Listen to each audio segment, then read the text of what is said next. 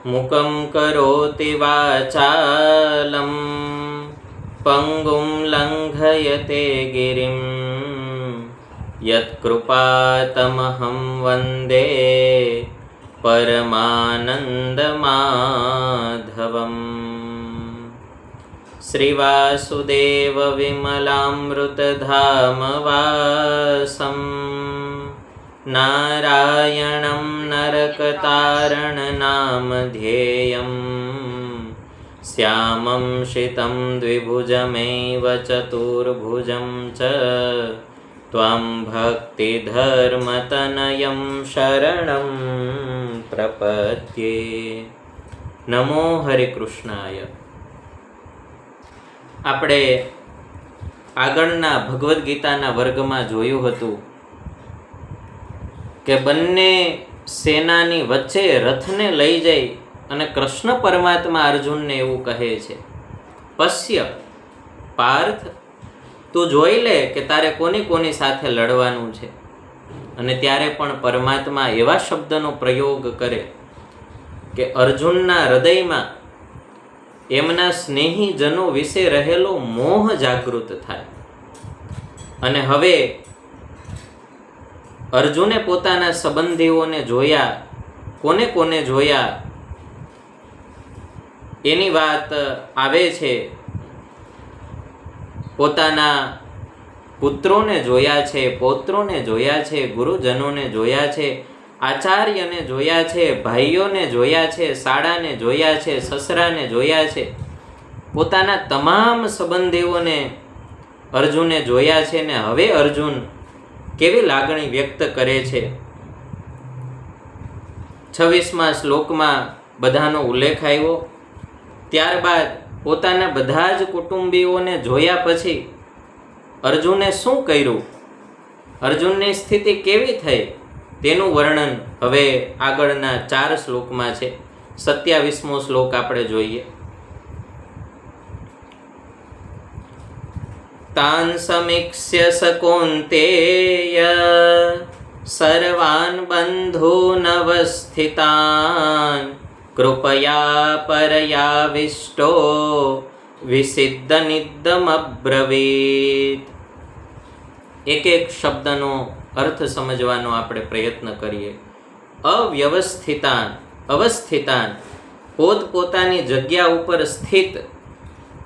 તાન, તે, સર્વાન, સઘળા, બંધૂન, બાંધવોને, સંબંધીઓને, સમીક્ષ્ય, જોઈને, સહ, તે, કૌન્તેય, કુંતી પુત્ર અર્જુન, પરયા, અત્યંત, કૃપયા, કરુણાથી, આવિષ્ટ, ઘેરાઈને, વિષિદન, વિષાદ કરતા, ઇદમ, આ, અબ્રવીત, વચનો બોલ્યા. પોતાના તમામ સંબંધીઓને જોઈ અને અર્જુનના હૃદયમાં અત્યંત કરુણા આવી. સહ કૌન્તેય કૃપયા પરયાવિષ્ટ. અહીંયા અર્જુનને જે સંબોધન થયું છે એ કૌન્તેય છે, મા કુંતીના પુત્ર. કહેવાનો અર્થ એવો પણ છે કે જેમને યુદ્ધ લડવાની આજ્ઞા સાક્ષાત માતા કુંતીએ આપી છે. પાર્થને કહે, હવે ચડાવો બાણ, હવે તો યુદ્ધ એ જ કલ્યાણ. એવા કૌન્તેય જે થોડી ક્ષણો પહેલા ભગવાન કૃષ્ણ સામે એમ બોલે છે, કોણ ઊભા છે મારી સામે, કોણ એ દુષ્ટો મારી સામે લડવા આવ્યા છે, હું બધાને જોઈ લઉં. અને એ જ પાર્થ અત્યારે અત્યંત કાયર બની જાય છે. પોતાના પરિવારના સભ્યોને જોઈ અને અર્જુન હવે બોલે છે. શું બોલે છે? 28મો શ્લોક. દ્રષ્ટવેમં સ્વજનમ કૃષ્ણ યુયુત્સમ સમુપસ્થિતમ સિદંતી મમ ગાત્રાણી મુખમ ચ પરિશુષ્યતિ. 29મો શ્લોક. વેપથુશ્ચ શરીરે મે રોમહર્ષશ્ચ જાયતે ગાંડીવમ સંસ્રતે હસ્ત્યા ત્વક્ચૈવ પરિદહ્યતે ન ચ શક્નોમ્યવસ્થાતુમ ભ્રમતીવ ચ મે મનઃ. 30 શ્લોક સુધી 28, 29, 30માં અર્જુનની સ્થિતિ કેવી થઈ છે પોતાના સંબંધીઓને જોઈને એનું વર્ણન કરવામાં આવ્યું છે.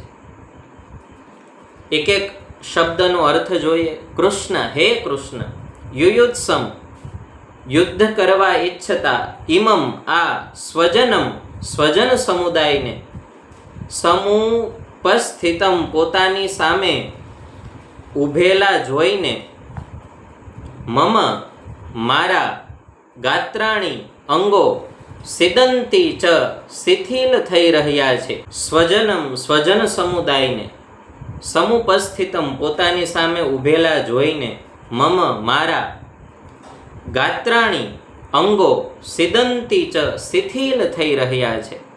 મુખમ, મુખ, પરિશુષ્યતિ, સુકાઈ રહ્યું છે, મારું મોઢું સુકાવા લાગ્યું છે.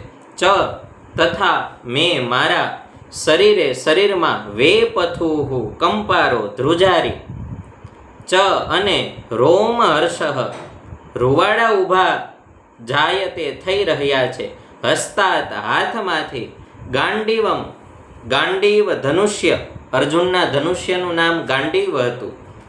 સ્રંસતે ચ, સરી રહ્યું છે.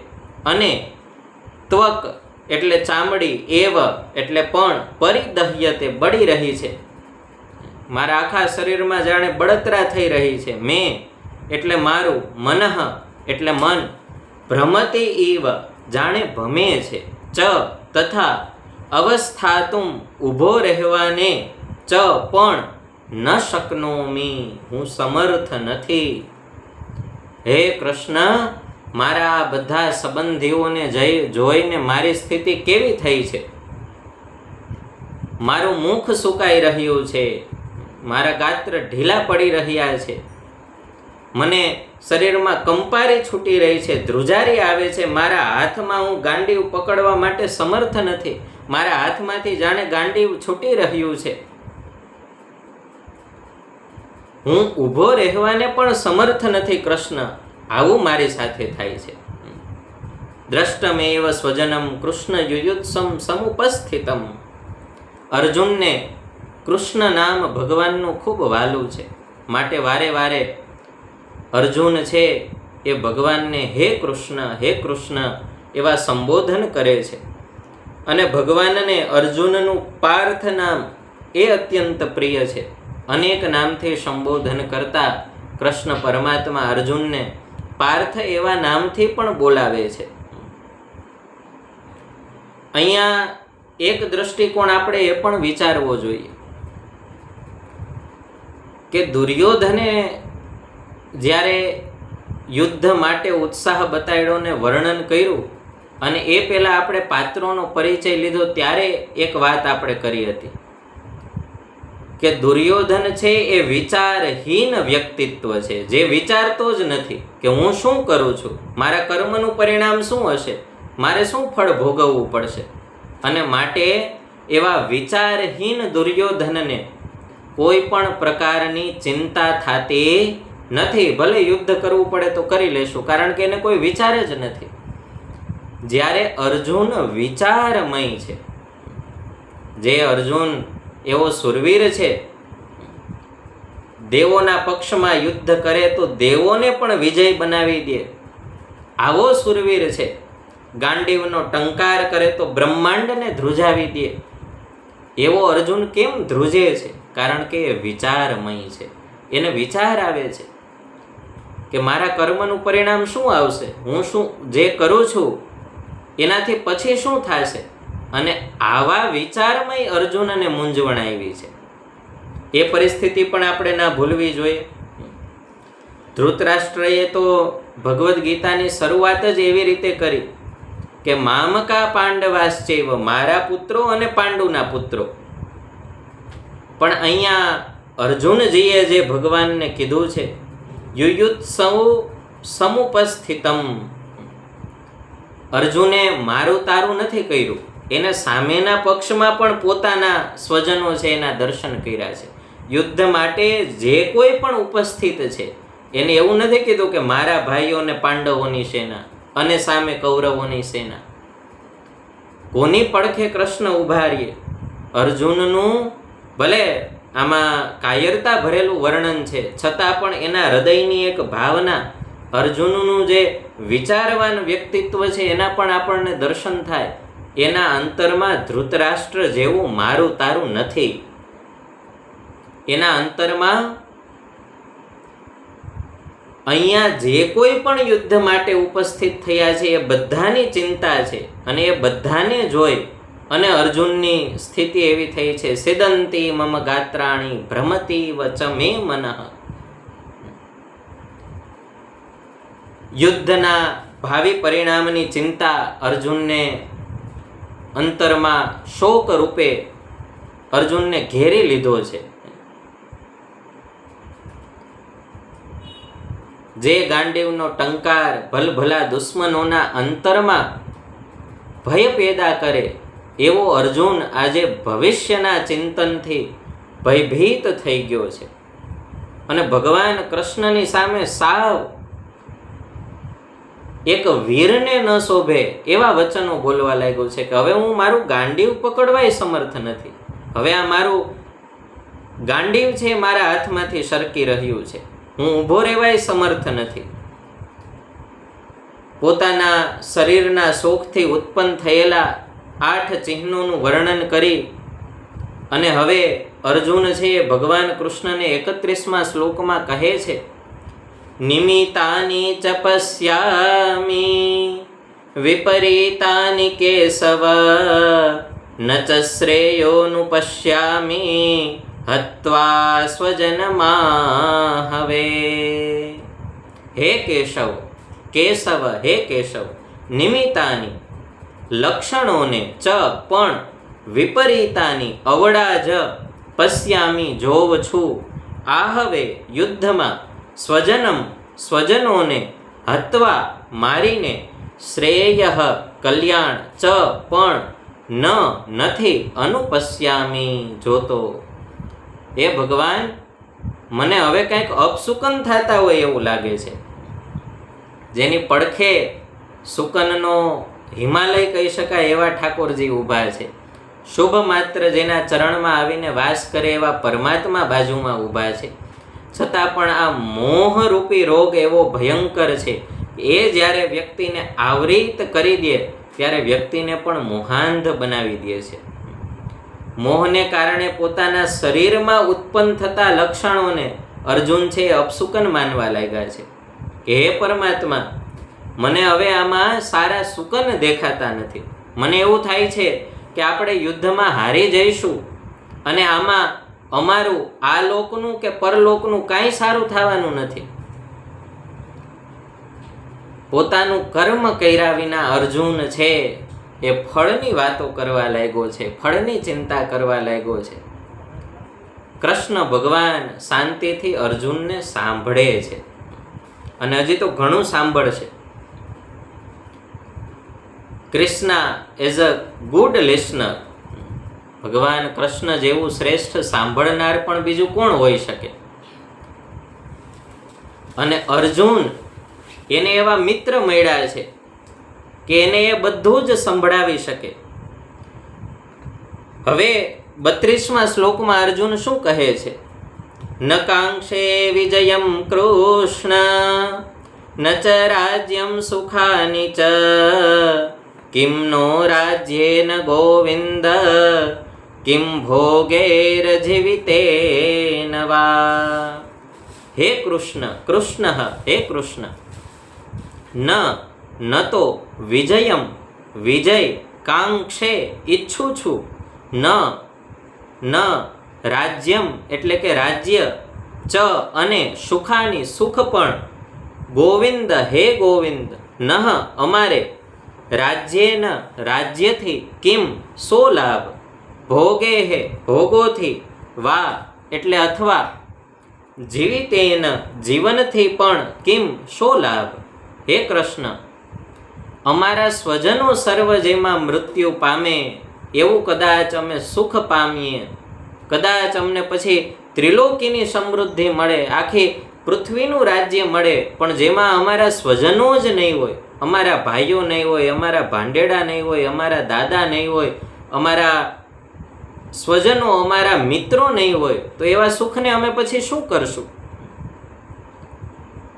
અત્યંત જાણે વૈરાગ્યને ધારણ કર્યો હોય એવી અર્જુન અત્યારે વાણી બોલવા લાગ્યો છે કે આ કુટુંબીઓને મારીને અમને જીવવાની પણ ઈચ્છા થતી નથી, તો આ રાજ્યને, આ સમૃદ્ધિને અમે શું કરશું? પોતાનું કર્મ કર્યા વિના અર્જુનની દ્રષ્ટિ સીધી ફળમાં વહી જાય છે. જુઓ, અને જ્યારે જ્યારે વ્યક્તિ પોતાનું કર્મ કર્યા વિના સિદ્ધિ ફળની ચિંતા કરે છે, ત્યારે ત્યારે એના અંતરમાં હંમેશા શોક વધતો જવાનો, હંમેશા ટેન્શન વધતું જવાનું. એ તો રિયલ લાઈફમાં તમે પણ જોયું હશે, તમે પણ અનુભવ્યું હશે. 33મા શ્લોકમાં કહે છે, અર્જુન શા માટે વિજય વગેરે ઈચ્છતા નથી એનું કારણ આગળના શ્લોકમાં બતાવે છે. યેષામર્થે કાંક્ષીતમ નો રાજ્યમ ભોગા સુખાની ચ ત ઇમેવ સ્થિતા યુદ્ધે પ્રાણાંસ ત્યક્ત્વા ધનાની ચ. યેષામ જેમના, અર્થે એટલે માટે, નહ અમે, રાજ્યમ રાજ્ય, ભોગાહા ભોગ, ચ અને સુખાની સુખની, કાંક્ષિતમ ઈચ્છા છે, તે જ, ઈમે આ લોકો તો, ધનાની ધનની, ચ અને પ્રાણાન પ્રાણોની આશાનો, ત્યક્ત્વા ત્યાગ કરીને, યુદ્ધે યુદ્ધમાં, અવસ્થિતા ઊભા છે. અમે જેના માટે યુદ્ધ કરીએ છીએ ને જે રાજ્ય મેળવવા માટે પ્રયત્ન કરીએ છીએ કૃષ્ણ, પણ એ બધું અમને પછી મળે, કદાચ અમે આ યુદ્ધ જીતી જાય અને અમને એ મળે, પણ અમારે એવા સુખ ભોગની ઈચ્છા જ નથી. સુખ ભોગ તો પોતાના જોડે ભોગવવા માટે હોય છે. ભાઈઓ ભાંડેડા, મિત્રો, સગાવાલાની જોડે આનંદ કરવા માટે સુખ ભોગ હોય છે. જે મેન્ટાલિટીથી આજે મોટો સમાજનો વર્ગ જીવે છે, એ જ મેન્ટાલિટી અર્જુને યુદ્ધ મેદાનમાં ભગવાન કૃષ્ણની સામે બતાડી છે કે અમારે અમારા સંબંધીઓને મૂકીને એવું ધન, એવી ભોગ, એવી સમૃદ્ધિ અમારે કાંઈ નથી જોતું. અમારે શું કરવું? અને આ બધા મરી જશે તો એ સુખ પણ અમને સુખ નહીં લાગે. ગોવિંદ, આ બધા જે યુદ્ધના મેદાનમાં ઊભા છે એ બધા સુખ અને ભોગની ઈચ્છા છોડીને જ યુદ્ધના મેદાનમાં આવ્યા છે. જો સુખ અને ભોગની ઈચ્છા ન છોડે તો વ્યક્તિ યુદ્ધના મેદાનમાં આવી જ કેમ શકે? પ્રવેશ જ કેમ કરી શકે? આ અમારા સ્વજનો છે, એ બધા અત્યારે લડવા માટે તત્પર છે, તો એને વ્યક્તિગત સુખ ભોગની ઈચ્છાનો ત્યાગ કરી દીધો છે અને યુદ્ધ મેદાનમાં આવ્યા છે. તો અમારે એવા સુખ ભોગની ઈચ્છા શા માટે રાખવી? તમે જુઓ, આપણે શરૂઆતમાં જ વાત કરી હતી કે ભગવદ્ ગીતા એટલે તો મનને જીતવાની યાત્રા છે, મનજીત થવાની યાત્રા છે. આ મન કેવું છે? અર્જુનના પાત્રથી આપણે આપણા મન જોડે પણ રિલેટ કરીને વિચાર કરી શકીએ. એક પ્રબળ વિચાર અર્જુને કરી લીધો, પોતાના સ્વજનોને જોઈ અને મોહ ઉત્પન્ન થયો અને મને હવે અપશુકન થાય છે, મારા હાથમાં ગાંડીવ રહેતું નથી ને એ વિચારને એટલો બધો આ મને વેગ આપી દીધો કે હવે સતત જ્યાં સુધી કૃષ્ણ પરમાત્મા નહીં સમજાવે ત્યાં સુધી અર્જુનના વિચારોના ધાડા બધા એ જ દિશામાં છે. એક સારો વિચાર પોતાની પાછળ સારા વિચારોનું સૈન્ય લઈને આવે છે અને એક ખરાબ વિચાર પોતાની પાછળ ખરાબ વિચારોનું સૈન્ય લઈને આવે છે. કોઈ પણ કાર્યમાં વ્યક્તિની જીત અને હારનો આધાર પણ એનું મન હોય છે. મનથી માણસ હારી જાય એટલે પૂરું થઈ ગયું. અહીંયા અર્જુન તો સીધા પરિણામ અને ફળની વાતો કરતા કરતા જાણે મનથી હાર પામી ગયા હોય એવી વાણી કૃષ્ણ પરમાત્મા સામે બોલે છે. તું પાંડવ તું કૌરવ મનવા, તું રાવણ તું રામ, જીવન ના કુરુક્ષેત્રમાં પડપડનો સંગ્રામ. આપણા અંતર મનમાં પણ ક્યારેક યુદ્ધ ચાલતું હોય છે. આપણી અંદર બેઠેલા કૃષ્ણ પણ આપણને કાંઈક કહેવા માગે એ પહેલાં આપણું મનરૂપી અર્જુન છે એ હારવાના અનેક કારણો આપણને પણ બતાડી દેતું હોય છે. ત્યારે એ કારણોને જોતા શીખીએ, પોતાની જાતનો અભ્યાસ કરતા શીખીએ અને એ આગળ કૃષ્ણ પરમાત્મા શીખવવાના છે. અર્જુનની આ જ સ્થિતિનું વર્ણન પણ આગળ આવવાનું છે. આજના વર્ગને અહીંયા સુધી રાખીએ. પરમાત્માના ચરણોમાં આ ચિંતનને અર્પણ કરીએ. નમો હરિ કૃષ્ણાય.